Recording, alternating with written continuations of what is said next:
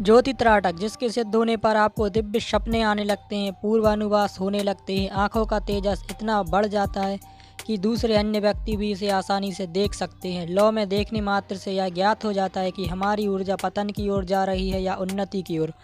ज्योति में लाल व ऑरेंज रंग दिखने का मतलब है कि आपकी ऊर्जा नीचे के चक्रों अर्थात संसार की ओर प्रवाहित हो रही है। पर यदि आपको हरा, नीला एवं बैगनी रंग दिखे तो इसका मतलब आपकी ऊर्जा ऊर्ध्वगमन कर रही है।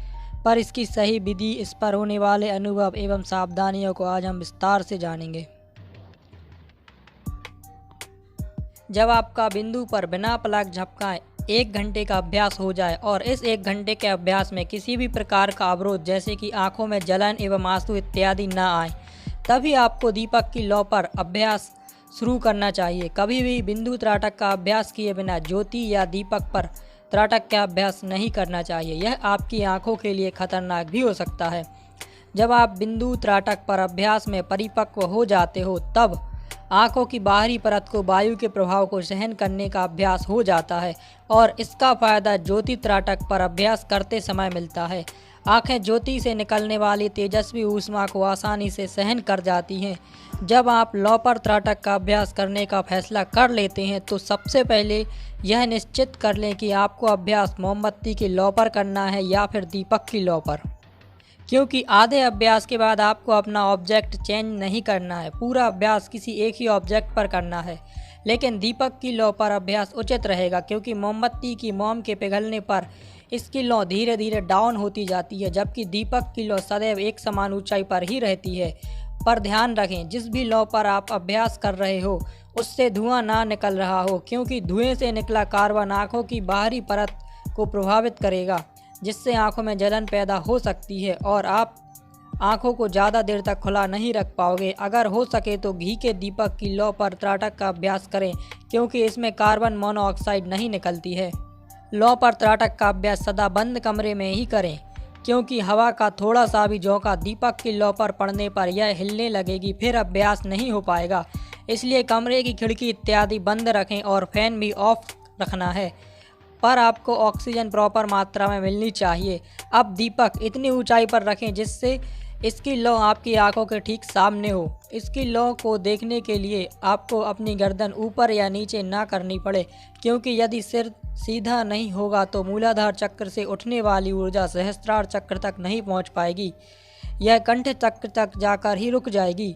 जिस कमरे में आप अभ्यास कर रहे हैं वहां हल्का धीमा प्रकाश होना चाहिए एवं किसी भी प्रकार का शोर इत्यादि नहीं होना चाहिए।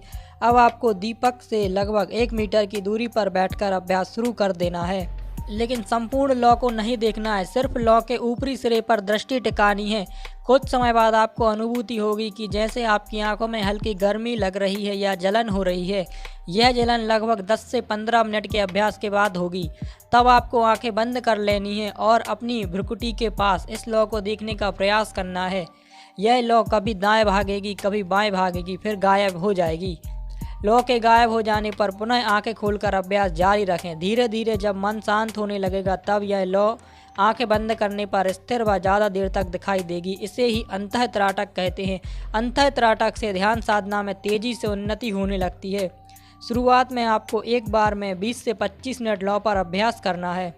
जब लौ पर 20 से 25 मिनट बिना पलक झपकाए अभ्यास होने लगेगा तब आपको लौ के अंदर वाले भाग में धूम्र जैसा मटमैला रंग दिखाई देगा, जो कि वायु तत्व को इंडिकेट करता है।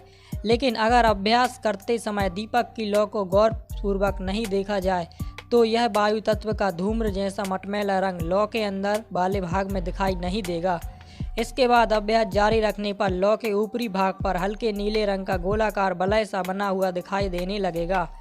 लौ पर त्राटक का अभ्यास करते समय बिंदु त्राटक के समान नीला धब्बा या रिंग नहीं दिखाई देगी, सिर्फ लौ के ऊपर नीले रंग का छोटा सा वलय दिखाई देगा।